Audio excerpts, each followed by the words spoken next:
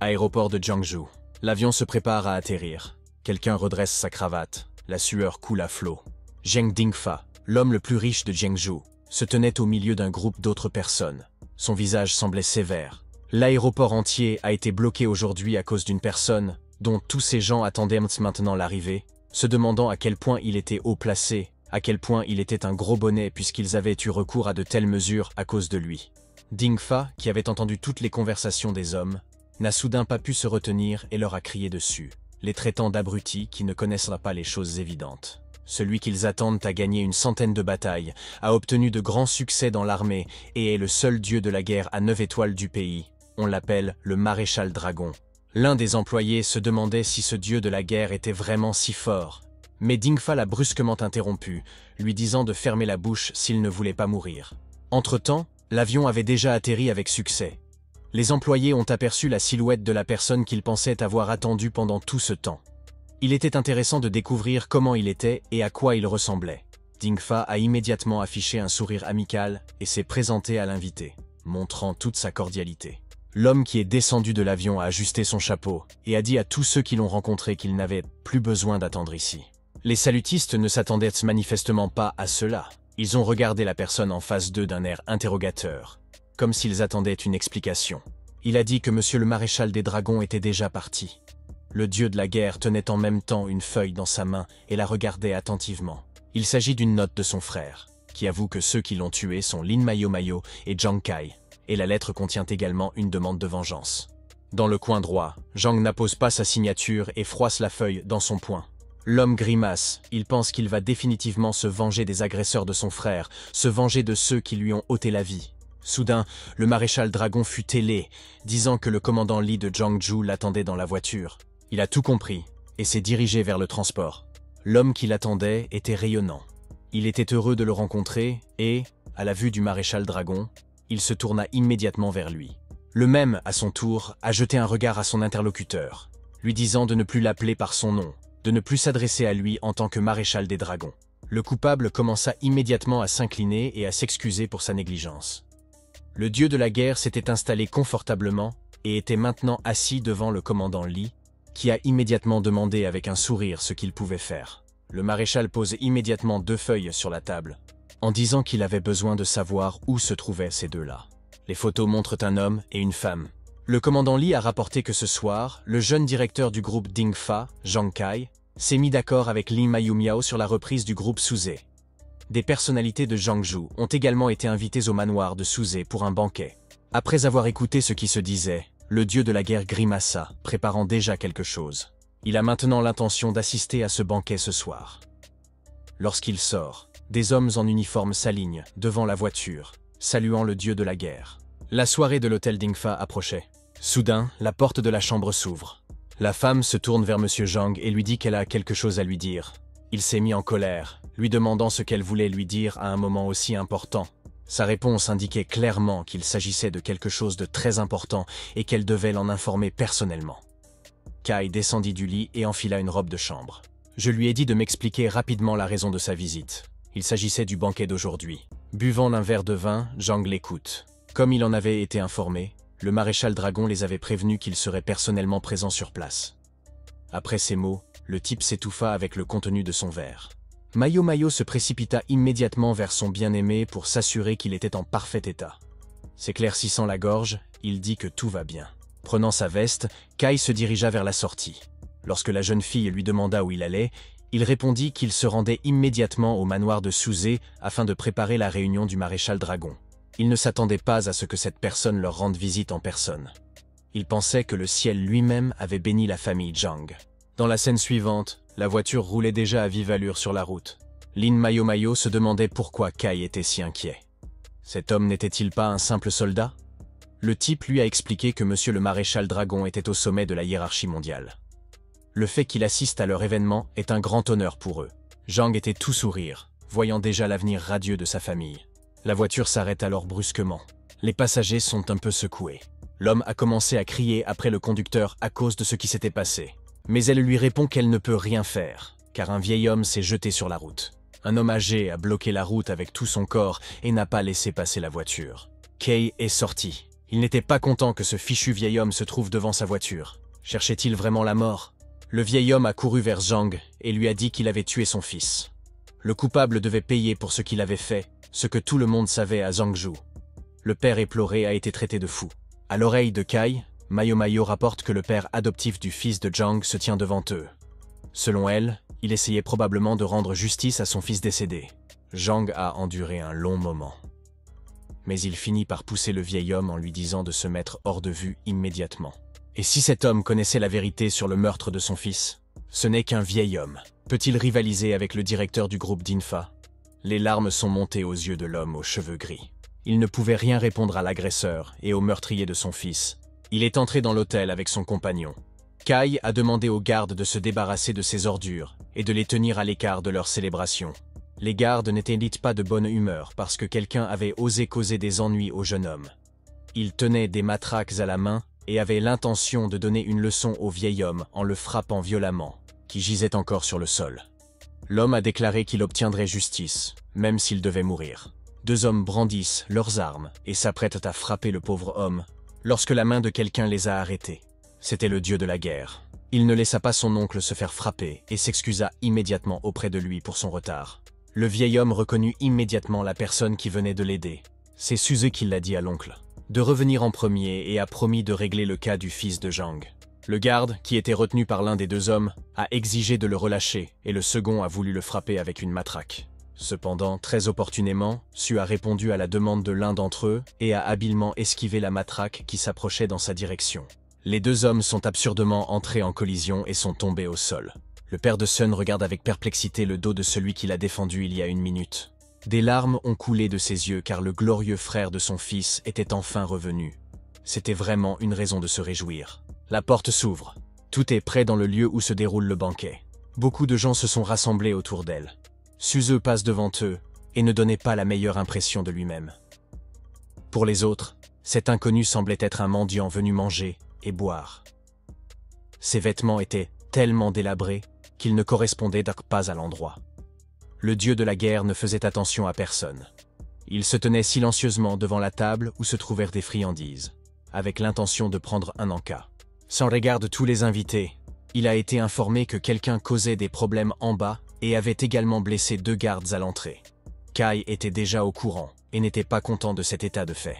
Il ne s'attendait pas du tout à ce que la plus célèbre ordure de Zhangzhou revienne ici. Mio craignait que cette personne ne soit là pour leur causer des ennuis. Elle savait qu'il était parti au nord pour rejoindre l'armée le jour de leur mariage, il y a 3 ans. Kai a dit que Suze n'était qu'un soldat pathétique. La fille pense-t-elle vraiment qu'il est un maréchal dragon ou quelque chose comme ça?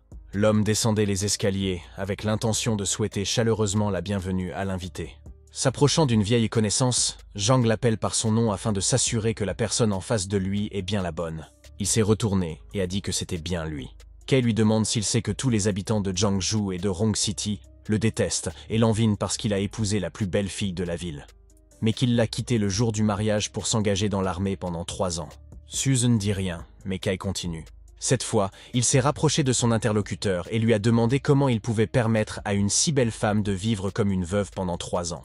C'était un tel gaspillage de sa part. Soudain, Su a demandé si Zhang en avait fini avec son bavardage, et l'a regardé d'une telle manière que quelque chose tremblait en Kai. Il se demandait ce qu'il y avait dans les yeux de ce type, et comment lui, le jeune directeur du groupe Dingfa, un homme apprécié par le maréchal Dragon, pouvait être effrayé par ce gamin. Zhang a redressé sa cravate, et a remarqué qu'au vu du visage de son interlocuteur, on peut en conclure qu'il veut manger et tuer. S'il était venu ici à cause du cas du fils de Zhang, cela semblait être la seule bonne option.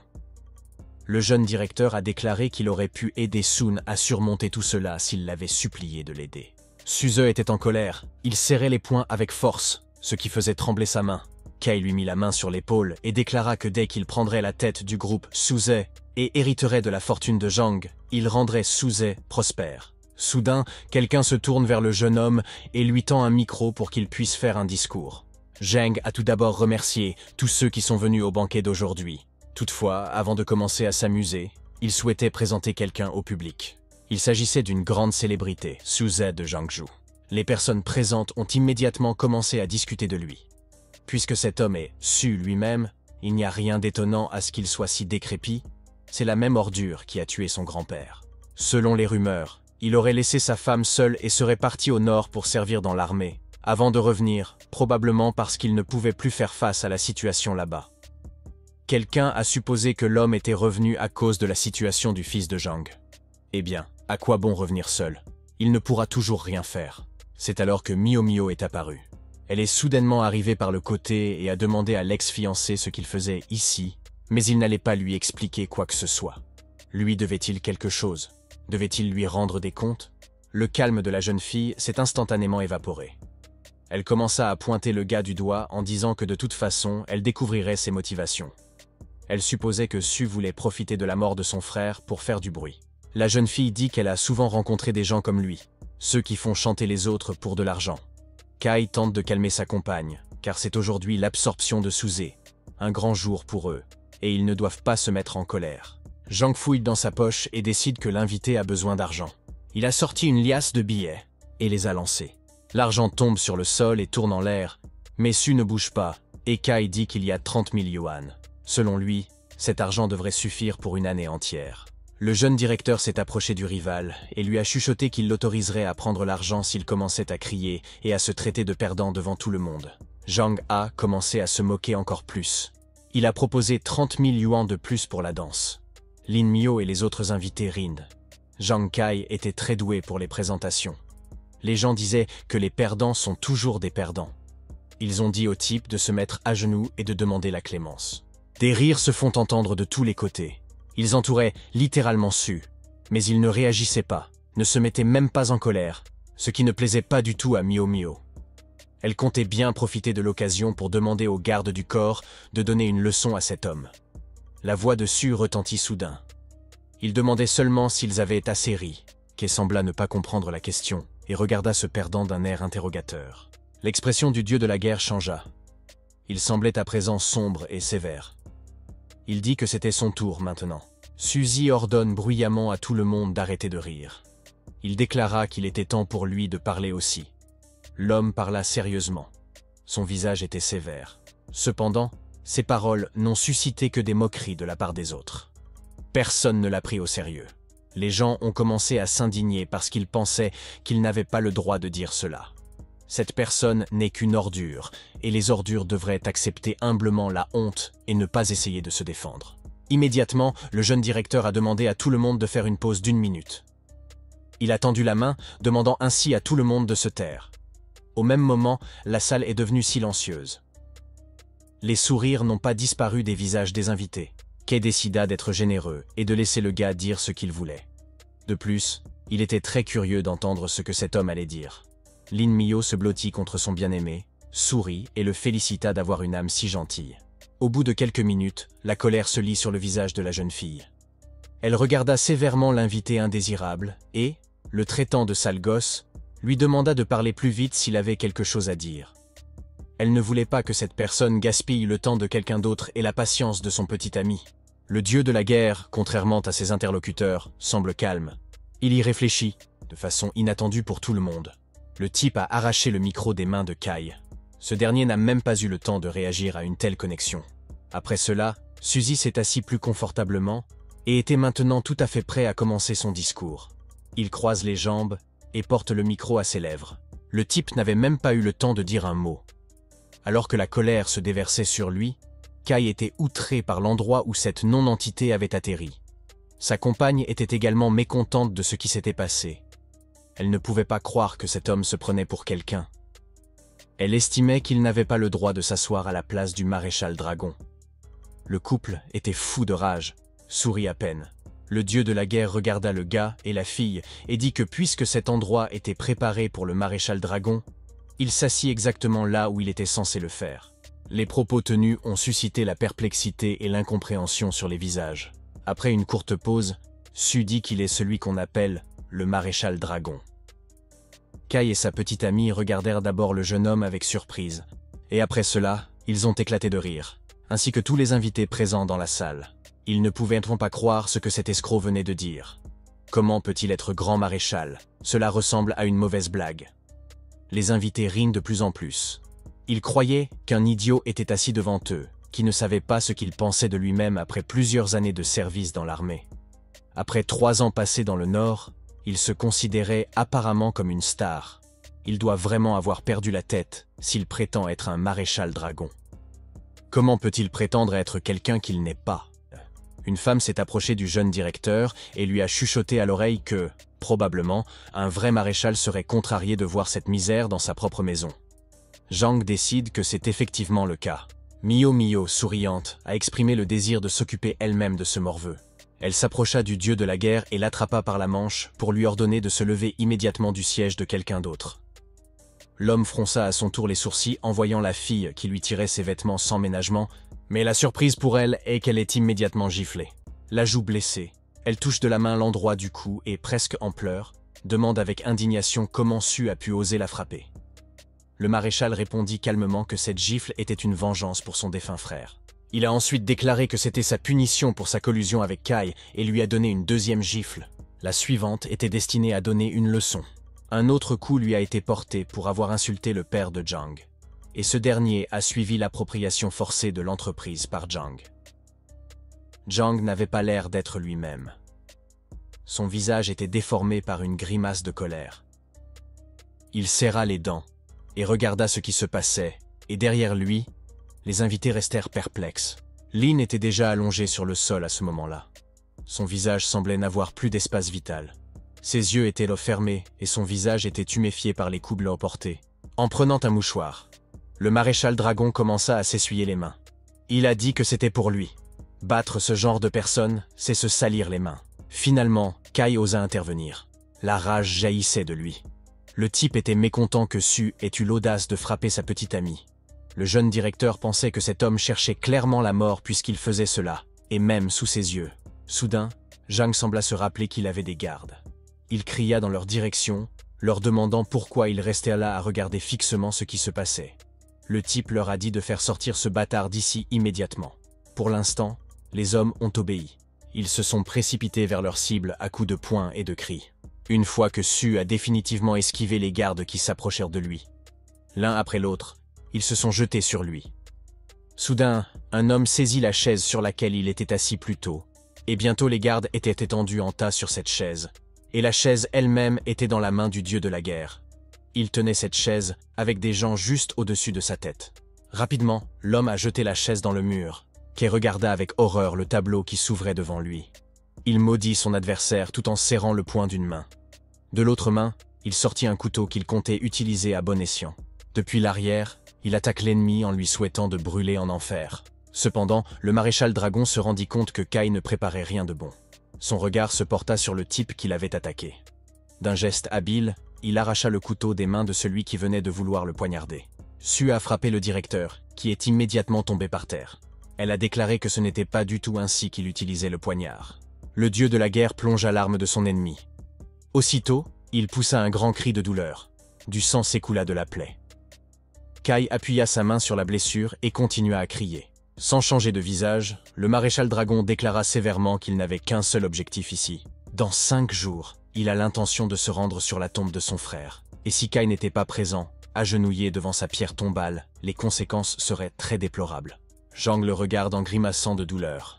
Les autres invités étaient également impressionnés par ce qui s'était passé lors du banquet d'aujourd'hui. Le mystérieux personnage s'éloigna précipitamment d'ici après ces paroles, car il avait déjà fait ce qu'il était venu chercher. Il avait dit ce qu'il voulait dire et posé ses conditions. Les gens rassemblés dans cet endroit le regardèrent de dos et ne pouvaient pas dire un mot. Soudain, comme s'il se souvenait de quelque chose, le dieu de la guerre s'arrêta. Il se retourna et déclara qu'il était un dragon, de sorte que désormais on l'appellerait le dieu de la guerre. Il espérait que toutes les personnes présentes se souviendraient de ce qui venait de leur être dit. Kai était toujours allongé sur le sol avec un poignard dans la jambe. Personne ne s'était approché de lui pour l'aider. Le jeune directeur était très en colère. Son regard était rivé sur la silhouette qui s'éloignait. Par tous les moyens, il entendait se venger de ce qui s'était passé. Suzy et son opinion en feront les frais. Il faisait nuit. Les étoiles brillaient dans le ciel. La lune brillait. Le dieu de la guerre se tenait dans la rue, près d'immeubles à plusieurs étages. Son regard était tourné vers le ciel. Il dit à son frère de ne pas s'inquiéter, car les responsables de sa mort paieront certainement pour ce qu'ils ont fait. Après être resté debout pendant un moment, le type a continué. Il y avait des voitures sur la route. Quelqu'un a commencé à klaxonner. Un homme moustachu regardait par la fenêtre de la voiture, comme s'il avait remarqué une silhouette familière. L'homme qui voyageait avec lui a demandé ce qu'il regardait. Le président Zhang a répondu que ce n'était pas si important, car il avait simplement vu quelqu'un de familier. Le petit homme obèse a répondu en souriant qu'il était surpris qu'ils n'aient pas rencontré ce monsieur à leur arrivée à l'aéroport. Au lieu de cela, ils vont assister à une fête de shopping pour le président Zhang et l'y rencontrer. Il flatta également son interlocuteur en disant que la famille Zhang était la seule à Jiangsu à pouvoir se montrer habilement devant le Tout-Puissant et à gagner sa place dans la tente du commandant. L'homme moustachu sourit et dit modestement que tout cela était dû à la faveur du maréchal Dragon. Les voitures se sont soudainement arrêtées près de leur destination. Le président a demandé à chacun de se comporter le plus respectueusement possible lors de la rencontre avec le Lord Marshal. Il leur demande de ne rien faire qui puisse l'ennuyer. Tout le monde a parfaitement compris. En entrant dans la salle où devait se dérouler le banquet, l'homme moustachu demanda à Kai si Maître Longsu était là. Cependant, une image peu réjouissante s'ouvre devant lui. 2 personnes soutenaient Kai, dont la jambe était ensanglantée. Ce qui s'était passé ici n'était pas clair. Quelqu'un, dans le dos du président, suggère que quelqu'un semble avoir tout gâché. D'autres se demandaient pourquoi Kai avait l'air d'avoir été volé. D'autres encore se sont rendus compte que Monsieur Dragon Marshal n'était pas venu non plus. Ils se sont demandé s'il s'agissait d'une plaisanterie. Il semblait étrange que Monsieur le Maréchal du Dragon vienne à une fête aussi modeste à propos de l'achat. Zhang Dingfa a en fait mis des plumes dans son propre chapeau. Finalement, le président Zhang n'en peut plus et crie fort, se demandant ce qui se passe exactement ici. Il courut vers son fils, attrapa ses vêtements et lui demanda quelles étaient ses blessures. Kai n'avait-il pas dit que le maréchal Dragon arrivait? Il s'est avéré que le jeune directeur était un peu effrayé. Il a demandé à son père de ralentir et lui a dit que Monsieur le maréchal Dragon n'était pas venu au banquet. Mais Suzy, de la famille Zhu, est venu. Et c'est grâce à cet enfant que tout est devenu ce qu'il est. Le président pensait avec colère au gamin qui avait causé tant d'agitation ici. Il n'est qu'un enfant, mais il a l'audace d'être un ennemi de leur famille. Les poings de l'homme étaient serrés. La colère l'envahit. Il croyait maintenant que cet homme insolent était définitivement un cadavre. Pendant ce temps, Xiu marchait dans la rue. Il semblait un peu triste. Il y avait beaucoup de gens autour de lui. Il riait et souriait. Lui seul semblait être en marge de cette célébration de la vie. Il remarque bientôt un panneau sur l'un des bâtiments. L'homme l'a regardé et a pensé au temps qui s'était écoulé. Il se souvient que l'hiver était rude et que, désespéré, il se gelait et mourait de faim. Tout seul, l'enfant était assis par terre, appuyé contre le mur du bâtiment, et serrait ses genoux de ses petites mains, tremblant de partout, essayant de se réchauffer d'une manière ou d'une autre. Alors qu'il était sur le point de mourir tranquillement, la main de quelqu'un lui a tendu quelque chose de comestible. C'est alors qu'est apparu un homme qui a complètement changé sa vie. Les yeux de cet homme étaient grands et bienveillants, et son visage était souriant. Maintenant, après s'être laissé aller à ses souvenirs, le dieu de la guerre acheta la même friandise et commença à manger. Le goût était trop différent de ce qu'il était à l'époque. Dans l'enfance, il n'avait plus de goût. Soudain, l'homme interpelle le maréchal en l'appelant « Patron » et dit que Liu Kang avait envoyé un message indiquant qu'il avait retrouvé l'homme qu'il avait sauvé à l'époque. Impatient, Xiu demanda qui était cette fille. Immédiatement, on demanda au maréchal de regarder dans le téléphone. La personne en question s'appelle Yun Tian. Elle est considérée comme la première beauté de la ville. Et le plus important, c'est que c'est elle que l'homme a épousée il y a 3 ans. Il semble que ce que j'ai entendu a choqué le dieu de la guerre. Il a regardé la photo et est resté perplexe. Sa femme est-elle vraiment la fille au petit pain dont il a tant rêvé que c'est une coïncidence? L'interlocuteur du maréchal confirme que c'est bien le cas. Su se met soudain à rire. L'employé ne comprenait pas que son patron ait une telle réaction. Mais Xu se met à rire encore plus fort. Aujourd'hui, il semble heureux. Les nouvelles qu'il a apprises aujourd'hui lui ont fait plaisir. Au même moment, des larmes sont apparues dans ses yeux, et un léger sourire a effleuré ses lèvres. Il a quitté sa nouvelle femme il y a 3 ans pour une fille au petit pain. Qui occupe toutes ses pensées? Qui est dans son cœur? Le type ne se doutait pas que c'était elle qu'il cherchait. Il se demandait maintenant ce qu'il faisait. Il a appris qu'elle s'était enfuie à Lyon. Le chef de la famille Yunt fêtait son anniversaire aujourd'hui. En tant que courant de la famille Yunt, la jeune fille assiste à une fête d'anniversaire dans la maison ancestrale de la famille. Le sourire du maréchal ne le quitte pas. Il dit à son employé d'aller de l'avant et de préparer le meilleur cadeau possible dès maintenant. Il fit ce qu'on lui avait ordonné. Au moment de partir, Xiu leur ordonna de mettre des vêtements de nuit, car ils allaient fêter l'anniversaire d'un vieil homme. Lors de la fête d'anniversaire, le président du groupe Shengu a félicité la dame âgée pour sa longévité et lui a offert une paire de bracelets en jade de S de grande qualité. Le PDG du groupe Yuhai a félicité la dame âgée pour sa santé et sa richesse et lui a offert quelques paysages précieux. Le jeune directeur du groupe Sinfa a félicité la dame âgée pour sa chance et lui a offert une luxueuse perle de nuit. La femme, que tout le monde félicitait maintenant, s'est assise et a écouté le discours des présentateurs qui ont rendu compte des cadeaux. Le petit-fils de cette dame s'est adressé à elle et lui a dit de regarder comment ses hautes autorités lui transmettaient leurs souhaits. Selon lui, la famille Yunt est vraiment fière de son rang à Giant City. La femme approuva les paroles de son petit-fils. Soudain, la voix de quelqu'un retentit. L'invité n'avait pas le droit d'entrer, car il était impossible d'accéder à la fête sans invitation. Cependant, le garde n'a été repoussé que par la santé. Su a déclaré qu'il était venu ici pour féliciter l'aîné à l'occasion de son anniversaire. Il tient dans ses mains une grande boîte contenant un cadeau. Les personnes présentes commencent à se demander qui est venu à eux et pourquoi il porte un uniforme de soldat. Selon eux, il n'a même pas un seul signe sur l'épaule, prétend-il être l'un d'entre eux. L'homme qui se tenait à côté de la fêtée et de son petit-fils semble avoir reconnu le nouveau venu, ce qui a surpris la maîtresse et sa progéniture. C'était Tian Kai, une connaissance de Su. Il était heureux de voir son beau-frère, qui avait finalement démissionné et s'était présenté. En souriant, Xi lui dit qu'il est bien revenu. On entendit le bruit d'un bâton frappant le sol. La dame qui fêtait son anniversaire a soudain demandé pourquoi cette ordure inutile se trouvait ici à un tel moment. Le petit-fils a supposé que cette personne était là pour manger gratuitement. Les gens ont commencé à reconnaître le type qui est apparu de façon si inattendue. C'est un gendre inutile de la famille Yunt. Je suis d'accord avec les rumeurs. Il s'est enfui de son mariage il y a 3 ans, qui aurait pensé qu'il reviendrait à un tel moment. Il a probablement rencontré des difficultés et a décidé de tout abandonner et de ne plus essayer. Cette opinion s'est développée à son sujet. Ce même petit-fils a entamé une conversation avec l'invité. Il a dit que Su avait dû aussi apporter une sorte de cadeau.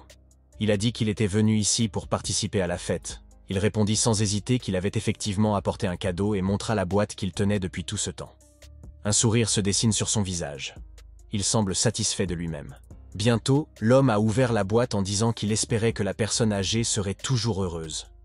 La personne âgée elle-même et son petit-fils ont regardé le cadeau avec perplexité. Ils ont été choqués par le contenu et ont commencé à demander ce que c'était. S'agit-il vraiment d'un bol? Les invités commencent à parler entre eux, se demandant pourquoi cette personne lui a donné ce bol. De plus, cet objet est également ébréché. Un tel débordement leur a paru indécent. Et ils ne comprenaient n'allons pas ce qu'il voulait dire en l'offrant à l'occasion de l'anniversaire de sa grand-mère. Chiang Kai se tenait derrière son beau-frère et semblait agité. Quelqu'un a dit que Su voulait probablement manger dans ce bol chaque fois qu'il reviendrait ici. Le petit-fils de l'aîné a demandé à sa grand-mère de ne pas se mettre en colère, parce que cela pourrait nuire à son corps et à sa santé. Le jeune homme s'est immédiatement mis à crier contre l'insolent, lui demandant ce que tout cela signifiait. Pourquoi vient-il à l'anniversaire de sa grand-mère et lui offre-t-il des objets cassés au lieu d'un cadeau? Tout en parlant, il n'arrêtait pas de pointer Z du doigt. Su referme la boîte et s'empresse de tout expliquer. D'après lui, cette chose n'est pas du tout cassée. Un autre a demandé quel genre de blague c'était. Si cette chose n'est pas cassée, l'invité veut-il dire que son cadeau est une antiquité? C'était un autre petit-fils de l'aîné. Après avoir échangé quelques phrases avec le dieu de la guerre, il se tourna vers sa grand-mère, lui demandant de ne pas s'inquiéter de ses ordures, et lui disant que son petit-fils lui avait apporté un merveilleux cadeau. Son cadeau était une sorte de parchemin. Il l'ouvrit devant sa grand-mère, qui sourit. Son cadeau était un tableau peint par le maître Zhen Biao Jiao. Elle s'intitulait « Le parfum des orchidées et des bambous ». Il a fallu dépenser beaucoup d'argent pour l'acheter, et tout cela n'était qu'une agréable dame âgée. L'aîné a déclaré que cette peinture ne pourrait peut-être pas rivaliser avec les plus grandes œuvres du même maître à son âge avancé. Cependant, elle vaut encore des centaines de milliers d'euros. La grand-mère a dit à quel point son petit-fils était attentionné et celui-ci, en souriant, a répondu que tout cela avait été fait pour sa joie. L'autre petit-fils n'était pas loin derrière. Il a également préparé un cadeau pour la fêter. En tapant dans ses mains, le jeune homme a fait signe aux gens d'apporter son cadeau. Il a préparé un vase de la dynastie Song et a déclaré avoir dépensé des centaines de milliers d'euros pour l'acquérir. Suivant l'exemple de leurs petits-enfants, d'autres ont également commencé à offrir leurs cadeaux. Quelqu'un a préparé des bijoux pour grand-mère. Quelqu'un a également dépensé beaucoup d'argent en offrant un objet en jade. Quelqu'un a offert un bracelet de jade. La grand-mère a accepté les cadeaux avec le sourire, remarquant à quel point ses petits-enfants étaient attentionnés. Les invités ont estimé que les petits-enfants de la jeune famille étaient sans aucun doute des géants parmi les gens. Beaucoup de gens étaient d'accord avec cette opinion. D'autre part, ce beau fils inutile de la famille leur fait tout simplement honte, d'où l'intérêt d'opposer cette famille. Suzy a repris la parole. Il ne voulait pas gâcher l'ambiance de tout le monde, mais il avait quelque chose à dire. Selon lui, tous les objets donnés étaient des faux. L'un des petits-enfants a complètement perdu son sang-froid. Il a commencé à crier après le gendre de la famille, l'a traité d'ordure et lui a demandé de quelles bêtises il parlait. D'autres se sont joints à son indignation.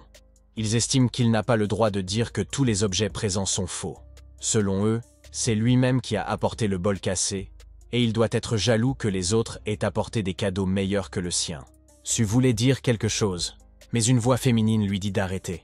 La plus grande beauté de la ville apparut parmi les invités. C'était Yuntian. Elle lui demanda si cela ne lui suffisait pas qu'il lui fasse déjà honte. Son visage était sombre et peu amical. L'homme a immédiatement regardé dans sa direction et s'est approché. Les larmes coulent des yeux de la jeune fille. Il leva la main pour les essuyer et dit qu'il était revenu ici aujourd'hui pour compenser ce qu'elle avait perdu et faire d'elle la femme la plus heureuse du monde. Yuntian ne s'attendait pas à ce que ce type dise une chose pareille. Une seconde de perplexité s'est écoulée, puis la belle s'est éloignée de l'homme.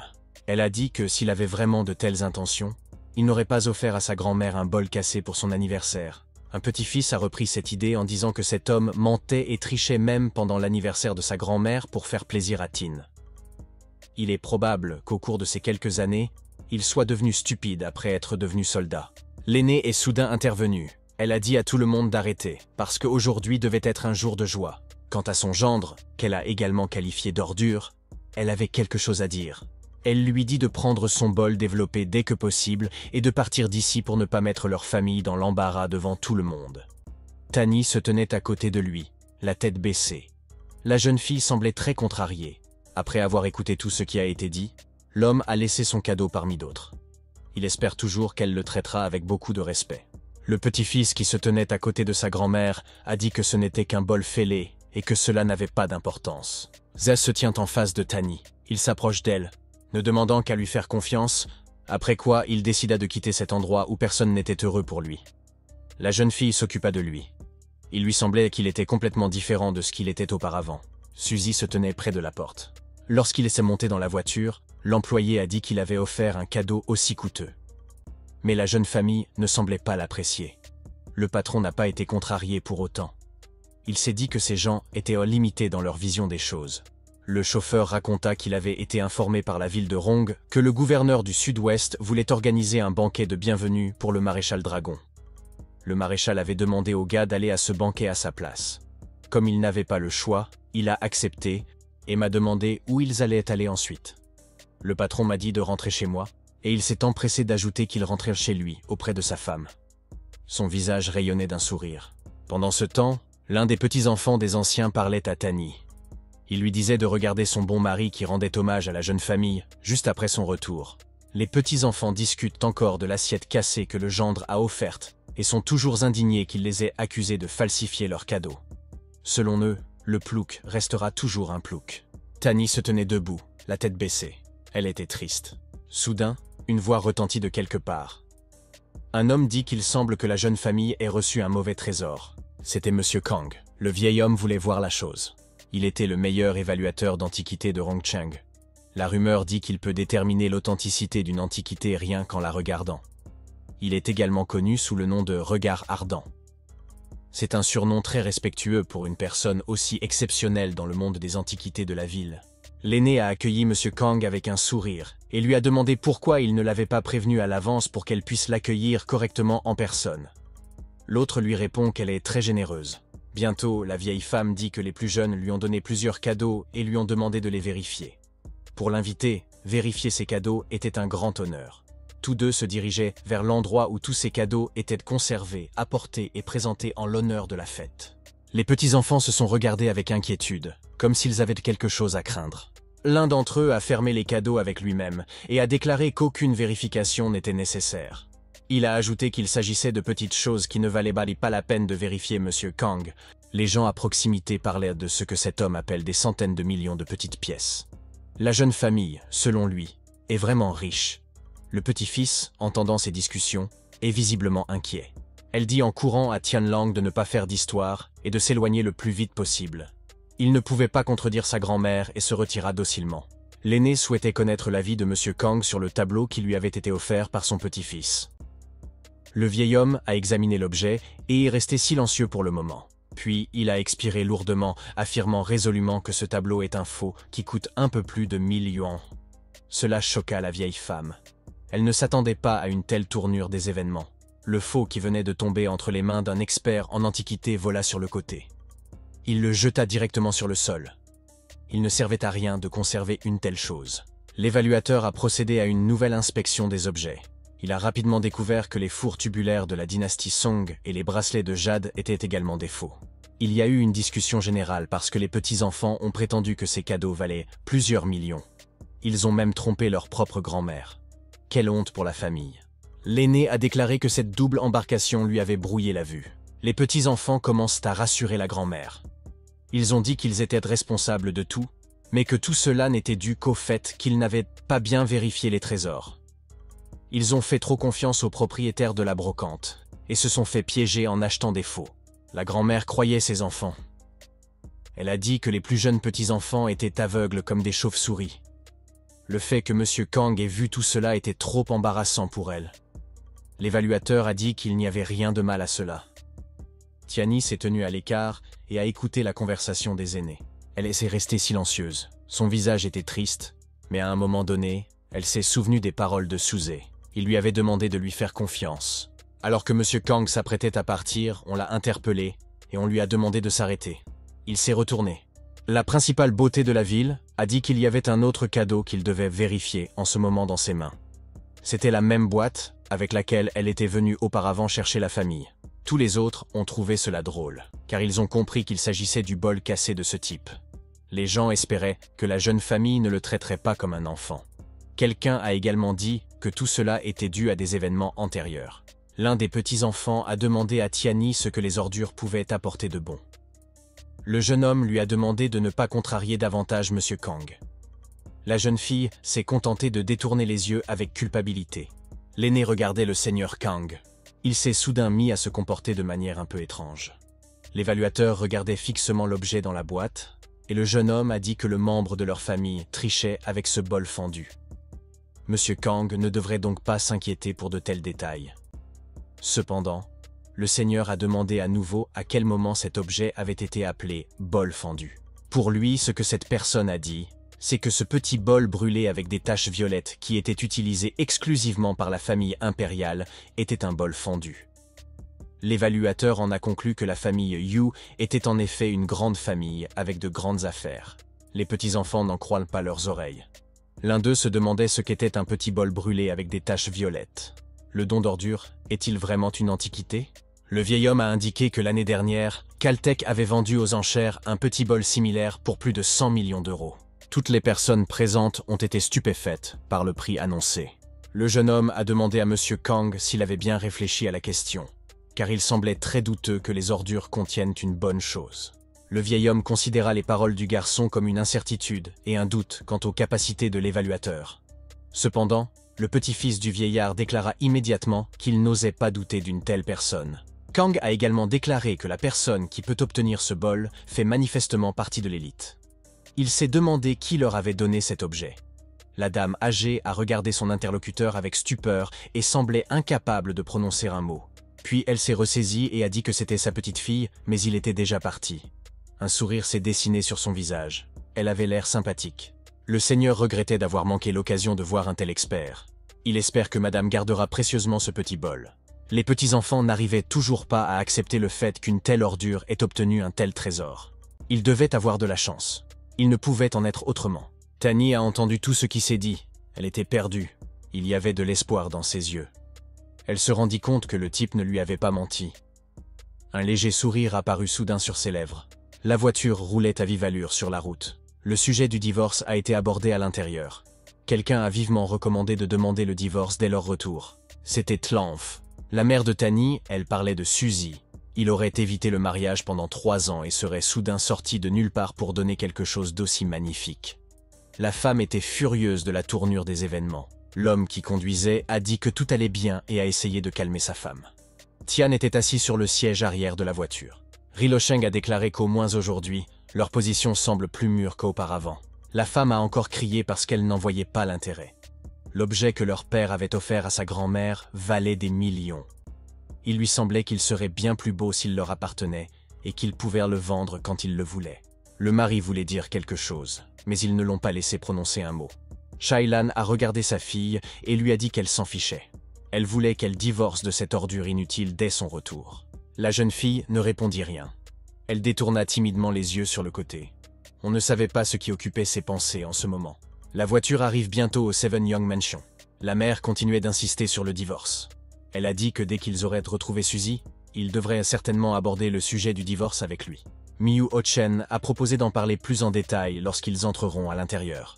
Au moment où tous les trois s'approchent de la porte, la femme sent quelque chose. C'était une sorte d'odeur qui venait de l'intérieur de la maison. Son mari l'a également senti. Ils ont ouvert la porte, et ce qu'ils ont vu a surpris la femme. Le dîner les attendait sur la table.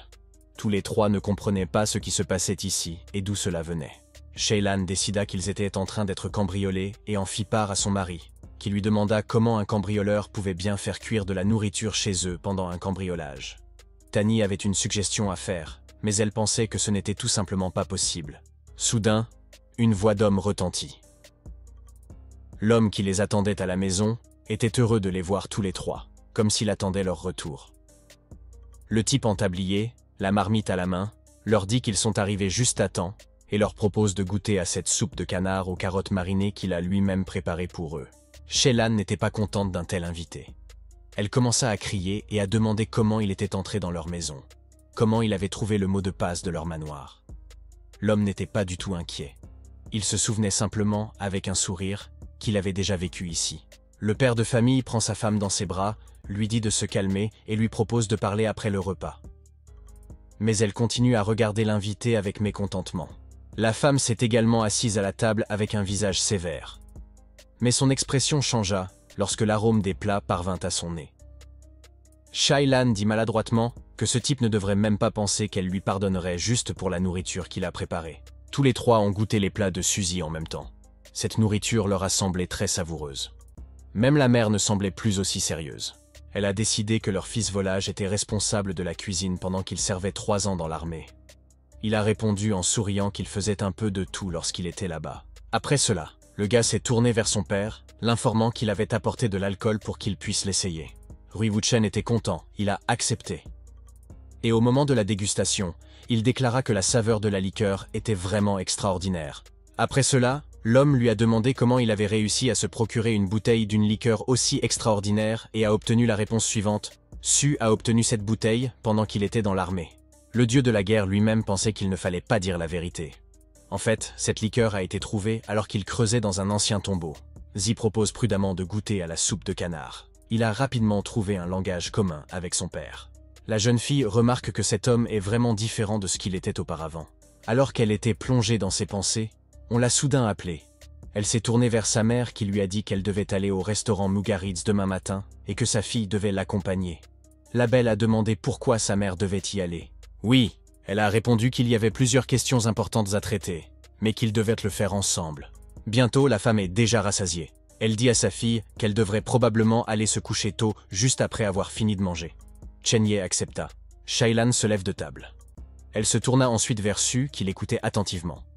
La femme lui dit que s'il regrette encore ce qu'il a fait au cours des 3 dernières années, il doit lui apporter ce petit bol. L'homme voulut dire quelque chose, mais il n'y eut pas de réponse. Il était surpris de voir que sa belle-mère s'inquiétait encore de cette question. Le mari a pris la femme à part, disant que tout allait bien, que cet objet avait déjà été donné, et que leur gendre ne l'avait plus. La femme dit que la seule chose que son mari sait faire est de donner la préférence à cette vieille femme. Il ne reste plus que 2 personnes à table. Suzy se tourne vers Tan et lui dit de se reposer un peu quand elle aura fini. Lui-même a promis de tout nettoyer. La fille a dit qu'il devrait cesser de gaspiller ses efforts ici. Elle se lève de table et le gars la regarde. Tan a dit que ce mariage, arrangé par son grand-père, prendrait fin dans 1 mois. Elle savait que son mari n'avait nulle part où aller depuis qu'il avait quitté l'armée, et elle était donc prête à le laisser rester ici pendant tout le mois. Lorsque la fille est partie, elle a dit qu'il divorcerait à la fin du mois. Peu importe ce que cet homme a fait, il semblait que le maréchal Dragon était contrarié par ses paroles. Puis un sourire apparut sur son visage. Il se dit qu'il allait devoir travailler plus dur pour que cette fille tombe amoureuse de lui avant la fin du mois. Il s'approcha de sa bien-aimée, la mettant ainsi dans l'embarras, mais elle le repoussa rapidement. En partant, Tan a dit que ce qui devait être dit l'avait déjà été. Pendant cette période, le jeune homme devrait vraiment, selon elle, commencer à chercher un emploi. En regardant son dos, le dieu de la guerre réfléchit. Il lui semblait qu'elle n'avait pas beaucoup changé depuis la dernière fois. Elle avait juste l'air un peu plus maladroite maintenant. Ses pensées le firent sourire. On frappa à la porte. C'était Tlin qui frappait à la porte de sa fille et lui demandait de se réveiller. Elle criait déjà littéralement. La jeune fille ouvrit bientôt la porte. Elle semblait endormie et déclara qu'elle avait enfin pu faire une pause pour aujourd'hui. Elle s'intéressait maintenant à la raison pour laquelle son nom avait été appelé si tôt. La mère a demandé à Tanya si elle savait quelle heure il était. Elle lui a dit de se mettre rapidement en ordre de marche pour l'accompagner au restaurant dont il a été question lors du dîner d'hier soir. La fille a demandé pourquoi ils y allaient, car la nourriture y est très chère. Shilan demande si elle doit vraiment dire cela. Bien sûr, le rendez-vous de la fille aura lieu à cet endroit. Elle s'était choquée par la nouvelle du rendez-vous, dont elle entendait parler pour la première fois. Tanya a déclaré qu'elle était déjà mariée. Alors pourquoi devrait-elle chercher quelqu'un d'autre? Sa mère lui a demandé ce que cette gamine sans valeur pouvait faire. La personne à qui elle allait présenter sa fille est Judor, de la famille Ju. C'est un jeune homme riche qui vient de rentrer de l'étranger. De plus, la fortune de sa famille s'élève à 1 milliard. Il est 100 fois mieux que ce mendiant, du fait que leur fille a épousé un homme si pauvre. Son père n'a plus aucune position dans sa propre famille. Sa position n'était pas si bonne auparavant. S'ils ne parviennent pas à trouver un soutien normal maintenant, l'oncle privera définitivement leur famille de tout. La fille a tenté de s'opposer, mais la mère n'a accepté aucune objection. Elle ordonne de se changer rapidement. La désobéissance l'aurait mise en colère. Tiana soupira lourdement. Elle n'était pas contente de la tournure que prenaient les événements. Mais elle fit tout de même ce que sa mère lui demandait. Elle se coiffa, se changea, et demanda à sa mère comment elle était. Celle-ci lui répondit que sa fille était belle. Elle va maintenant attendre la fille dans la voiture et lui dit de se dépêcher. Elle n'a pas protesté. Elle se demande tristement quand elle décidera de tout par elle-même. Ce moment viendra-t-il un jour? Ami, une voix retentit derrière la jeune fille. Le gars a remarqué qu'elle était en avance aujourd'hui. Elle se retourna et appela l'homme par son nom. Celui-ci, tenant de la bouillie dans ses mains, lui dit qu'il lui avait préparé quelque chose à manger et lui demanda de le goûter. Tiana a prévenu que Sue n'était pas du tout obligée de faire ça pour elle. De toute façon, elles se sépareront dans un mois. Mais Zia est tenace. Il lui a déjà dit qu'il ferait tout pour qu'elle soit reconnue et qu'elle soit la plus heureuse de la planète. Il n'allait certainement pas se contenter de paroles en l'air. Il s'approcha à nouveau de sa bien-aimée et la fit rougir un peu d'embarras. Mais la jeune fille lui arrache le porridge des mains et lui dit qu'elle a faim maintenant et qu'elle ne veut pas entendre de sornettes. Tanya a laissé le plat sur la table. Après avoir goûté le porridge, il lui a semblé qu'il était très savoureux. Le mari qui a regardé la fille manger a dit que ce qu'il avait cuisiné n'était pas si mal. Son interlocuteur était d'accord avec ses paroles. La cuisine de ce type était vraiment excellente. Cependant, elle ne voulait pas d'un mari domestique. Elle voulait quelqu'un qui puisse se faire un nom, et elle lui a donc conseillé de ne pas perdre de temps. Suzy a dit à sa bien-aimée de ne pas s'inquiéter. Il lui a essuyé délicatement les lèvres avec un mouchoir et lui a dit qu'il ferait tout pour être celui qui pourrait la satisfaire. Les yeux de la belle semblaient briller. Elle prononça doucement le nom de l'homme. Après un moment de silence, Tan se contente de lui dire de ne pas la toucher, en repoussant sa main. Se levant déjà de table, la jeune fille annonce qu'ils vont partir. À un moment donné, elle s'est arrêtée, a réfléchi, s'est retournée et a demandé si le dieu de la guerre avait des projets pour aujourd'hui. Il a répondu par la négative. Il n'avait rien de prévu. C'est une bonne nouvelle, car il est immédiatement invité à se rendre chez Mugaret avec elle. Je n'ai pas eu besoin de le répéter 2 fois. L'homme a tout de suite été d'accord avec Joy. Il l'a appelée madame, ce qu'elle n'a pas du tout apprécié, et elle a demandé qu'on ne l'appelle plus ainsi. 2 personnes sont sorties de la maison. Une voiture est garée à proximité. La mère a commencé à demander pourquoi sa fille mettait tant de temps à se préparer, car Dior avait déjà commencé à leur demander de se dépêcher. Ce n'est qu'après que Tiland a remarqué son gendre, qui était également sorti, lui a demandé s'il les accompagnait. Shani a dit qu'elle lui avait demandé de les accompagner. La femme a demandé si elle voulait vraiment que cet homme participe à son rendez-vous. Voulait-elle vraiment se créer des problèmes? Suzy ne savait pas encore qu'ils allaient avoir un rendez-vous. La belle a également déclaré que toute la ville était déjà au courant de leur fiançailles. Si Dior ne le sait même pas, alors elle ne l'épousera pas. Le maréchal Dragon trouva que c'était très bien dit. La mère a maintenant cessé de s'opposer. Laissez ce gendre aller avec eux. Elle a décidé d'espérer que quelqu'un ne veuille pas se cacher de la honte lors de leur rencontre. Le soleil brille de tous ses feux. 3 d'entre eux arrivèrent à destination. Mkar piétina. Ils sortent de tous les 3 et se rendent directement au restaurant. Chan y dit qu'il serait bon que Chan essaie de ne pas montrer l'expression laide de son visage. La fille a répondu qu'elle savait parfaitement ce qui se passait. L'homme avec qui le rendez-vous était prévu attendait déjà leur arrivée lorsque les dames sont entrées. Il s'en réjouit. Il s'est immédiatement présenté sous le nom de Zhu Dior. Faire connaissance avec mademoiselle ne pouvait que lui plaire. Chanier et Fei remercient Dior de les avoir attendus. Il leur dit qu'ils n'ont pas à s'inquiéter, car il est lui-même venu très récemment. Après cela, Zhu s'est tourné vers lui, le prenant pour le jeune frère de Shani, et a dit qu'il était heureux de le rencontrer lui aussi. Su s'empresse de corriger l'homme en disant qu'il n'est pas du tout un frère puisqu'il est son mari. Dior est surpris. Il demande à nouveau ce qu'il a entendu. La mère s'est empressée d'expliquer que sa fille avait épousé cet homme à cause de la laine de son grand-père et que dans 1 mois, ils allaient dissoudre le mariage. Zhu a écouté et a tout compris. La femme qui s'efface devant cet homme lui demande d'humilier son gendre pour qu'il comprenne la différence entre eux. Dior a parfaitement compris de quoi il était question. Il n'est pas nécessaire de le lui expliquer 2 fois. Pendant ce temps, Su fouille dans son téléphone. Il a demandé à son assistant de tout savoir sur le dénommé Zhu Dior. L'homme a déjà commencé sa mission d'humiliation. Il a immédiatement déclaré que c'était probablement la première fois qu'il se trouvait dans un restaurant aussi prestigieux. Il a également dit qu'il devrait profiter de l'occasion pour arrêter de jouer sur son téléphone. Dior a décidé de parler à Su. Il a dit qu'il avait beaucoup entendu parler de lui. Il y a 3 ans, selon les rumeurs, ce type s'était engagé dans l'armée, quittant sa femme. Il se demandait maintenant s'il était devenu commandant ou chef de bataillon. Tiani se sentait mal à l'aise pendant cette conversation. Zé semble calme. Il a dit qu'il avait pris sa retraite il y a 1 an. Son interlocuteur lui a demandé si cela signifiait qu'il n'était qu'un simple appelé. D'après ce qu'il savait, Su était récemment revenu à Wrong City. Il pouvait supposer qu'il n'avait pas encore trouvé d'emploi permanent. Il n'a ni diplôme ni compétences. Il n'a pas l'intention de vivre aux dépens de la jeune famille. Tiani n'en peut plus et met fin à la conversation. Il était évident que quelque chose la contrariait. Mais après cela, elle s'est contentée de dire qu'il devait déjà passer commande. Dior a dit qu'il montrerait la différence entre les 2. Ils étaient tous les 4 assis à table. L'homme appela les serviteurs. Une serveuse est apparue et a immédiatement demandé ce qu'elle pouvait faire pour eux. Shilan a demandé ce que cette jeune serveuse avait dit. Tiani ne le sait pas non plus. Ziu leur explique qu'étant donné que les places VIP de ce restaurant sont généralement réservées à des clients espagnols, les employés saluent tout le monde en espagnol. La mère a signalé qu'aucun d'entre eux ne connaissait la virgule espagnole et a demandé ce qu'ils devaient faire. Dior a déclaré qu'il accompagnait souvent son père en Espagne pour affaires et qu'il connaissait donc bien cette langue. L'homme était prêt à commander du caviar associé au dessert emblématique du chef en un seul steak avec 2 bouteilles de Hoai. La commande a été acceptée. Pour les 2 dames, il a commandé 2 steaks et une salade. Et pour le monsieur assis à côté de lui, Dior n'a rien commandé, disant qu'il pouvait commander lui-même. Sur ce, Ziu tendit le menu au type. Il allait regarder cette pecnaude se ridiculiser. L'homme lui demande pourquoi il n'a rien commandé. Il n'aime pas la nourriture? L'enfeu se moque et répond qu'il ne comprend tout simplement pas le menu.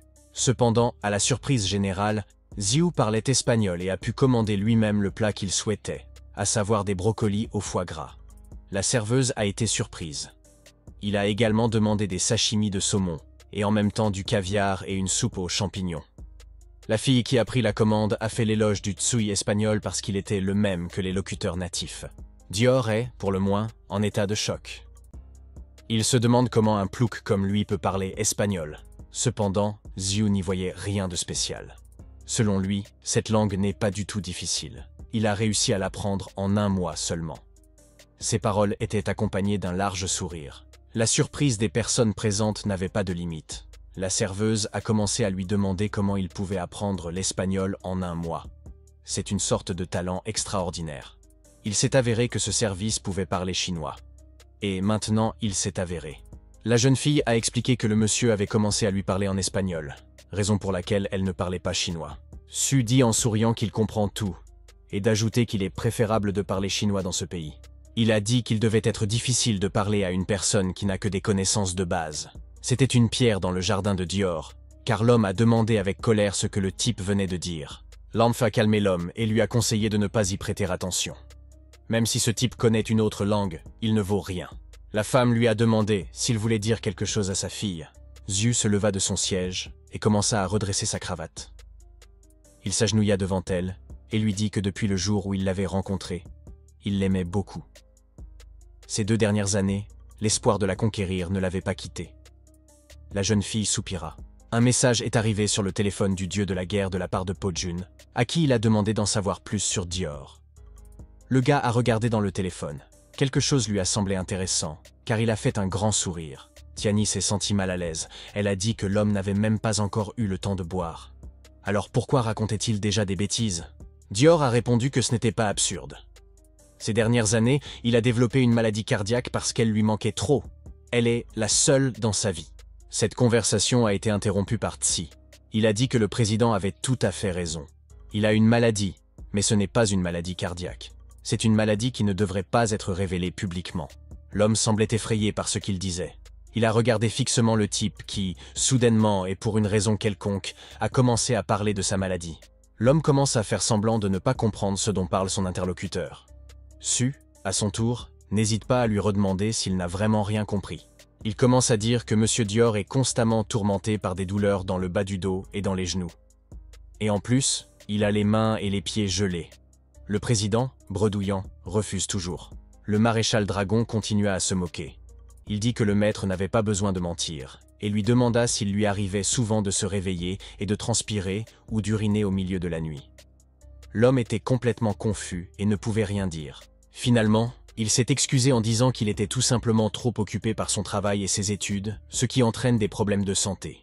Il lui demande de quel type de travail il parle. Il s'agit de savoir si l'homme est vraiment occupé par son travail.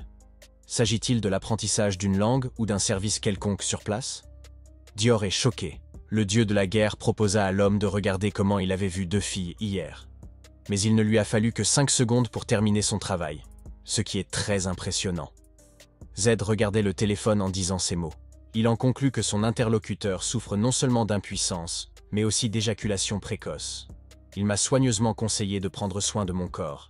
Un président ne l'a pas supporté du tout. Il a ordonné d'arrêter cette farce, disant que ce type avait abandonné Tien et 3 ans auparavant. Il l'a fait. Cela montre seulement qu'il ne l'a pas traité avec sincérité. Alors à quoi bon l'embêter maintenant? L'expression du maréchal a également changé.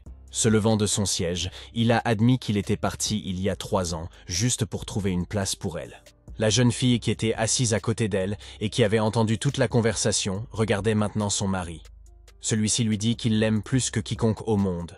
Ben Tian n'en pouvait plus. Elle a dit que cela suffisait. Ils l'ont tous les 2 regardé. La fille m'a dit de ne plus discuter. J'aurais plutôt dû aller déjeuner tout de suite. Le mari obéissant est d'accord. Il dit que tout se passera comme sa femme le lui dira. Bientôt, le plat est sur la table. L'enfant s'assit et réfléchit à la manière d'utiliser ce couteau et cette fourchette. C'était son plus gros problème en ce moment. Toutes les pensées de Dior étaient occupées par la question de savoir comment cette ordure pouvait en savoir autant sur lui. Était-il vraiment en train de vérifier son passé? Le président se dit qu'il devait tout simplement faire passer cet homme pour un imbécile. De la musique live était jouée dans la salle. Zhu a louché vers un instrument de musique.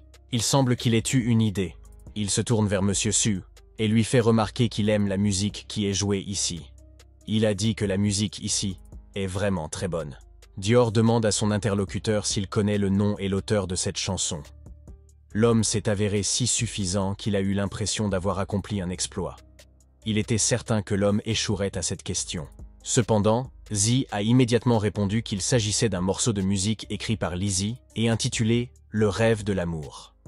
Su se moque un peu du fait que l'homme ne connaisse pas la réponse à cette question. Le président pensait que ce simple d'esprit pouvait vraiment tout dire correctement. Selon Zi, M. Dior s'est tellement laissé emporter par la musique qu'il souhaite maintenant leur donner une petite idée. La fille a demandé ce que le gaz allait faire. Il lui a répondu qu'il s'agissait simplement de quelques exercices. Il s'est approché d'un instrument de musique et a demandé au musicien de lui permettre d'interpréter lui-même le morceau. Le musicien ne s'y est pas opposé. Prenant place, le dieu de la guerre commence à effleurer les touches. Il va jouer du piano, et Dior a décidé qu'il était simplement ivre, ou quelque chose comme ça. Cependant, le gars savait vraiment jouer de cet instrument. La musique a commencé à jouer et c'était une musique merveilleuse. Tous les invités ont remarqué la qualité de la mélodie. Ils ont trouvé qu'elle sonnait très bien. Ethan pensait à ce que son mari avait dû endurer au cours des 3 dernières années. Il avait tellement changé. Soudain, la musique s'arrête. Des applaudissements enthousiastes retentissent dans la salle. Lorsque l'homme est revenu à la table, la fille a remarqué qu'il savait même jouer du piano. Il répondit modestement que c'était ce qu'il avait appris un jour. Lanfei pensa qu'il s'agissait d'un tour étrange et qu'il n'y avait pas de quoi se vanter. Sue fait remarquer que, puisque M. Dior aime la musique, il devrait probablement connaître le nom de l'œuvre qui vient d'être jouée. L'homme était resté silencieux. Il ne savait pas quoi dire. Il répondit qu'il s'agissait d'une rhapsodie sur le thème de Paganini. Opus 43, écrite par Rachmaninoff. Il supposa que la réponse était la suivante. Il m'a alors répondu qu'il s'agissait du concerto pour piano numéro 21 en do majeur, K467, écrit par Mozart. Sue a répondu qu'il avait composé ce petit fragment sur place. Et le monsieur l'a même mal compris. Il mérite une évaluation juste. Le président se jure et propose à son rival de boire un verre ensemble, sous prétexte qu'il est trop ennuyeux de boire seul. L'homme lui demande s'il veut vraiment s'humilier à nouveau. Ju lui demande de dire simplement s'il veut boire ou non. Le gars n'y voyait pas d'inconvénient, mais les filles n'aimaient visiblement pas l'idée. Elles semblaient agitées. Dior demande au serveur de leur apporter 10 bouteilles de cognac supplémentaires. Bientôt les bouteilles sont déjà sur leur table. Sue a vidé un verre. D'autres bouteilles les attendèrent sur la table, qu'elles étaient en train de vider. Les hommes rivalisent dans l'absorption d'alcool. Tian les a regardés tous les deux et leur a demandé d'arrêter de boire. Sue, qui ne semblait toujours pas ivre, a dit à M. Dior de ne pas boire trop fort s'il ne pouvait plus le faire. Il était déjà complètement ivre. Il parle, bafouille, affirme qu'il peut encore boire. Pourtant, son estomac dit le contraire. Le président s'est soudain senti malade. Il s'est couvert la bouche avec ses mains pour ne pas être malade tout autour. Mais il n'était pas facile de retenir l'envie de vomir. Très vite, il a vomi. Ce n'était pas le spectacle le plus agréable. Le corps du président frémit, mais Dior coule sur sa joue. Il se mit bientôt à pleurer et à demander pourquoi il était si impuissant. Lanfei a dit que Dior avait trop bu et qu'il avait commencé à dire des bêtises. Alors qu'il pleurait amèrement, la femme voulait l'aider d'une manière ou d'une autre. Mais il ne fit que l'éloigner de lui, les larmes aux yeux. Il a avoué avoir abusé, ce qui l'a conduit à l'impuissance. Selon lui, même le plus célèbre des médecins ne pourra en aucun cas l'aider, ni le guérir. Hier, un homme a rencontré 2 beautés étrangères, et ses affaires ont été détruites en seulement 5 secondes. Auparavant, il pouvait persister pendant une demi-minute. La femme est un peu choquée par ces révélations. Les passants ont également regardé l'homme qui sanglotait. Les personnes présentes se demandaient ce qui était arrivé à ce jeune homme. Il était considéré comme assez courageux pour cacher de telles choses. Sue a également déclaré qu'il s'agit d'une situation légendaire où une personne ivre dit toute la vérité. Gianni a proposé de l'oublier en échange. Son mari accepta sans hésiter. Et sa mère s'est contentée de l'appeler, en tirant la main dans sa direction. Monsieur Dior était déjà presque déshabillé. Il a crié qu'il devait remédier à son impuissance. Il disait qu'il voulait être heureux. Même Lanfei le regardait comme s'il était désemparé. Elle soupire lourdement et suit sa fille en lui demandant de l'attendre. La fille était mécontente, car sa mère lui avait trouvé une telle personne. Quant à savoir si c'est vraiment ce que la femme voulait tant, la même a répondu qu'elle ne savait même pas qu'il incarnerait cette vertu. La jeune fille tenait une personne d'une main. Puis, soudain, le téléphone a sonné. C'était son père, Gianni, qui lui racontait ce qui s'était passé. Il lui a dit que sœur Kaikai était retournée dans la mauvaise ville et qu'elle ne devait pas oublier d'apporter des cadeaux pour le banquet du soir, qui aura lieu chez son oncle.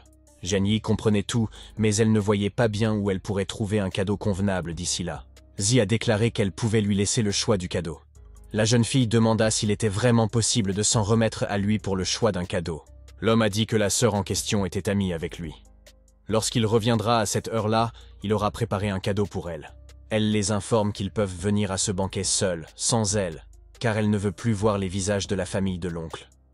La fille n'a pas fait de commentaires, elle a parfaitement compris. Enfin, la voiture s'est mise en route et a filé sur la route. City Hotel Yann, Gianni a dit que grand-mère. Elle a donc demandé à son mari de ne pas dire de bêtises. Il a répondu que cela n'arriverait pas tant qu'il ne l'aurait pas provoqué. La voix de quelqu'un retentit sur le côté. La personne à qui appartenait cette voix prononça nonchalamment le nom de Tian, qui ne passa pas inaperçu. « C'est l'un des petits-enfants de ma grand-mère. » Il remarqua que la fille n'avait pas de cadeau avec elle, et voir Kai les mains vides serait un peu hypocrite. Ce n'est pas pour autant que la jeune fille a répondu qu'elle n'avait pas besoin de ce jeune homme pour douter de sa sincérité. Et lui, à son tour, de répondre qu'il était toujours son parent. Ce n'était pas très bien de lui parler ainsi. De plus, le garçon a rapporté qu'il avait réussi à entendre que c'était le gars Kai qui avait été choisi par le chef lui-même. S'ils viennent sans cadeau, c'est qu'ils sont peut-être rancuniers. Bientôt, le jeune homme tourne dans l'autre sens, appelant Kai, sa sœur et son petit ami, Yao Hewei, en compagnie d'une dame âgée. Le jeune homme s'est approché pour saluer son beau-frère et lui a demandé pourquoi il était venu en personne.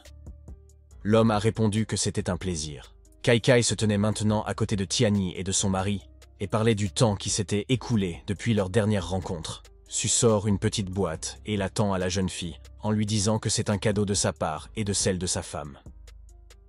Kai pense que c'est très gentil de leur part. Elle prend la boîte dans ses mains, mais n'a même pas eu le temps de regarder son contenu, car son petit ami s'est immédiatement emparé du cadeau, décidant d'y jeter un coup d'œil. Yao Hewei, en regardant le cadeau, a dit à sa petite amie que sa sœur et son beau-frère semblaient être hypocrites. Ont-ils vraiment envoyé cette ordure comme cadeau à Tianyi et se sont empressés d'expliquer qu'ils avaient accidentellement découvert que leur sœur venait de rentrer? Le cadeau qu'ils avaient préparé n'était pas suffisant. Kai se contente de sourire. Il lui suffisait de constater qu'au moins Tianyi et son mari étaient très sincères. Yves a également déclaré que le fait de ne pas avoir cette sincérité de pacotille est tout à fait acceptable. Suze a informé le couple que leur cadeau n'était pas un déchet, mais un vrai J. L'homme a demandé à sa femme de lui faire confiance, et elle a pensé qu'il devait rester dans l'ombre. Elle s'inquiétait pour lui. Hugh a demandé quels avantages les ordures détruites de la famille Su pouvaient apporter. Il a répondu qu'il ne voulait pas qu'il se mette dans une position délicate. D'après lui, la dame âgée a fêté son anniversaire hier. Aujourd'hui, il a préparé un cadeau spécial qui s'est avéré être une pièce de J-grand-mère n'a pas hésité à regarder un tel cadeau. L'homme a sorti un véritable jade de coton. L'aîné a commencé à dire en souriant que Yao Hewei était un homme très généreux qui était devenu directeur à un âge assez précoce. Elle n'a pas besoin de s'inquiéter pour Kai tant qu'elle est sous la responsabilité d'une telle personne. Hewei répondit que sa grand-mère ne faisait que le flatter. Le petit-fils a dit à sa grand-mère qu'il n'y avait rien en commun entre eux. Le cadeau de Hewei, le jade de coton, est parfait. Selon lui, il vaut la peine de regarder le jade offert par certaines personnes. C'est même moins qu'un déchet. Kai tenait dans sa main le jade qu'on lui avait donné, et dont on parlait maintenant. Suze demanda soudain au jeune homme s'il avait déjà fait des efforts. Ce comportement provoqua une réaction immédiate de la part des personnes présentes, dont Kai et son compagnon. Le dieu de la guerre a dit que les oiseaux et le sable s'unissent. Hewei et Yuntianzio sont ensemble depuis longtemps. Probablement une infection, s'infecter l'un l'autre. Zio a demandé ce qu'il voulait dire par là. Le maréchal Dragon déclara calmement et en souriant que ce qu'il avait en tête était très simple. Ce jade de coton, qui vient d'être offert à grand-mère, est un faux ordinaire.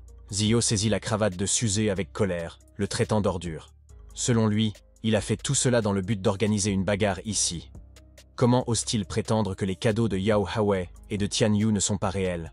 En a-t-il la preuve? L'homme n'a pas supporté une telle impolitesse à son égard.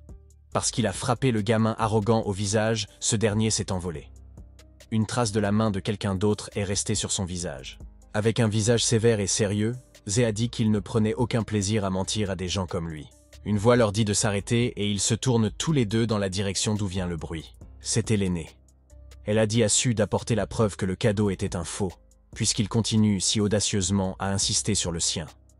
La petite fille, qui se tenait derrière elle, était d'accord avec les paroles de sa grand-mère. Parce que le fait que le gars ait eu de la chance pour la première fois ne fait pas de lui un professionnel dans ce domaine. Le dieu de la guerre sourit, disant qu'il était vraiment très facile de prouver que le cadeau n'était qu'un faux. Il prit le jade dans la main de l'aîné et le laissa délibérément tomber sur le sol. L'objet s'est immédiatement brisé en fragments au contact du sol. Les personnes présentes commencèrent à s'indigner de ce comportement.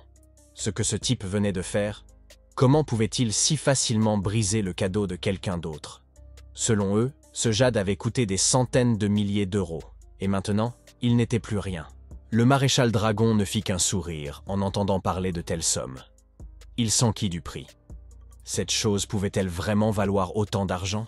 Zé a ramassé les pièces, et a invité tout le monde à regarder de plus près la section transversale du jade. Ce faux jade est fait de patine. Il ne coûtera donc au mieux que quelques centaines de dollars.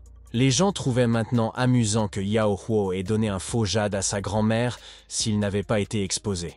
Ils commencèrent à se moquer de lui. Quelqu'un dans la foule dit que l'on peut connaître une personne pendant longtemps sans comprendre sa vraie nature. L'homme au faux jade se sentit alors mal à l'aise.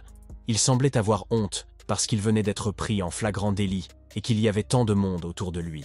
Puis elle a couru et a commencé à crier pour que tout le monde arrête immédiatement cette farce. Car malgré le fait que cet homme soit le commissaire de la patrie, il n'y a aucune certitude qu'il puisse personnellement acheter un faux jade comme cadeau. Il n'est pas certain qu'il ait pu lui acheter personnellement un faux jade en guise de cadeau. L'homme pour lequel ma grand-mère venait de se lever l'a remercié du fond du cœur pour sa compréhension. Après cela, l'aînée s'est tournée vers Suzy. Elle a d'abord semblé calme, puis elle s'est plainte que l'atmosphère de cette paisible réunion de famille avait été complètement détruite uniquement à cause de lui et de son comportement inapproprié. Il a de nouveau été rendu coupable de tout et on lui a demandé de s'excuser auprès de la compagne de Kai Kai. Le maréchal ne sait pas du tout ce qu'il a encore fait de mal et pourquoi il doit s'excuser pour ce qui s'est passé. Les autres se réjouissent de la tournure des événements. C'était un plaisir pour eux de voir comment Z se faisait gronder. Et la situation avec le faux fut immédiatement oubliée. Ce dont Shui lui-même était incroyablement heureux. Tani s'est immédiatement levée pour défendre son mari. Elle a dit qu'en fait, il n'avait rien fait de mal. Alors pourquoi devait-il s'excuser auprès de quelqu'un? Même Su était surpris que la fille se comporte de la sorte. Elle m'a répondu qu'elle ne se souciait absolument pas de savoir qui avait raison et qui était à blâmer dans cette situation. Tout cela n'est que pour l'harmonie de la famille. Est-il si difficile de comprendre? La jeune fille n'a pas trouvé les mots justes pour répondre. Son mari lui a pris la main et lui a dit que tout allait bien. Puis, il a dit que puisque la famille ne les accueillait pas, il valait mieux qu'ils partent. Ils avaient déjà fait demi-tour et s'apprêtaient à partir. Elle a couru après eux en criant. Cependant, sur le chemin de la retraite, ils rencontrèrent une autre personne qui fut étonnée de leur confiance. Cet homme ne pensait pas du tout qu'il rencontrerait à nouveau Yongchen au restaurant. Il s'est immédiatement approché de l'aîné et lui a dit qu'en tout état de cause, il avait une bonne nouvelle qu'il aimerait partager avec tout le monde. La dame, avec un sourire, lui a demandé de lui faire une faveur et de lui dire ce qu'il allait faire. L'évaluateur a déclaré que quelqu'un avait offert 1 million pour acheter une rose émaillée de Minjun dans un bol tacheté de violet. Tous ceux qui ont entendu les paroles de Kang ont écarquillé les yeux de surprise. Tani s'est tournée vers son mari qui la regardait en souriant. La grand-mère a été heureuse d'apprendre cette nouvelle. Et le monsieur lui a dit qu'elle pouvait le contacter à tout moment si elle voulait le vendre. Elle l'a convaincu que, bien sûr, elle le ferait. Soudain, l'expert en antiquité a remarqué quelque chose. C'était un cadeau de la sœur de Kai Kai. L'homme lui arracha l'objet des mains et la regarda avec surprise. Il se mit à parler de ce jade, bégayant même un peu. La fille à qui il avait pris cet objet ne comprenait pas qu'elle suscite un tel intérêt chez Kang. Un jeune homme a dit à Kang que ce n'était rien, mais qu'il y avait des déchets cassés là-bas. On a conseillé au vieil homme de ne pas perdre son temps, car même eux ne le perdraient pas avec ces ordures. L'évaluateur a fermé les yeux un instant. Il semble que des larmes aient immédiatement coulé de ses yeux. Au bout d'un certain temps, il a commencé à dire, en pleurant et avec enthousiasme, qu'il n'aurait jamais pu imaginer qu'il aurait la chance de trouver de tels trésors. À présent, il n'avait vraiment plus aucun regret. Il tenait ce jade à 2 mains comme s'il n'existait rien de plus précieux en ce monde, comme si cet objet était toute sa vie. Zio se dit à nouveau que le seigneur Kang l'avait peut-être confondu avec quelque chose d'autre. Comment une telle chose peut-elle être prise pour un trésor? Le vieil homme se contenta de l'ignorer, ne remarquant que la stupidité de cet enfant. Il a expliqué que ce précieux jade avait été porté par une princesse royale, et que les étrangers le jugeraient uniquement sur son apparence, sans connaître ni même deviner sa valeur réelle. Kang a osé demander à qui appartenait ce trésor. Elle a couru en souriant silencieusement et nerveusement, mais n'a rien pu répondre. Kai Kai a immédiatement dit que cette chose appartenait à Suzy, et a pointé son doigt dans sa direction. Le dieu de la guerre se tient à côté de sa femme, presque tout près, et regarde l'évaluateur. Kang s'est approché de l'homme, lui demandant s'il pouvait lui vendre ce trésor. L'évaluateur était prêt à lui payer 500 millions pour ce jade, mais le vieil homme voulait tellement cet objet qu'il a tenu la main de son propriétaire si tendrement, comme s'il le suppliait de conclure ce marché avec lui. Le montant annoncé, soit 500 millions, a choqué nombre de leurs auditeurs. Le maréchal Dragon secoua la tête, disant qu'il ne fallait pas l'interroger sur ce genre de choses. Le seigneur regarda son interlocuteur d'un air interrogateur, comme s'il ne comprenait pas ce qu'il voulait dire. Zio a expliqué qu'il avait déjà donné ce jade à mademoiselle Kai Kai plus tôt. Puisque c'était à elle de décider de la question de la propriété, si elle voulait vendre le jade, elle pouvait le faire. Si elle voulait le garder, alors qu'elle le garde. De toute façon, c'est son affaire, pas la sienne. La jeune fille avait été choquée. Elle n'arrivait pas à croire que quelqu'un lui avait donné pour rien un objet d'une telle valeur, dont elle devrait maintenant se débarrasser.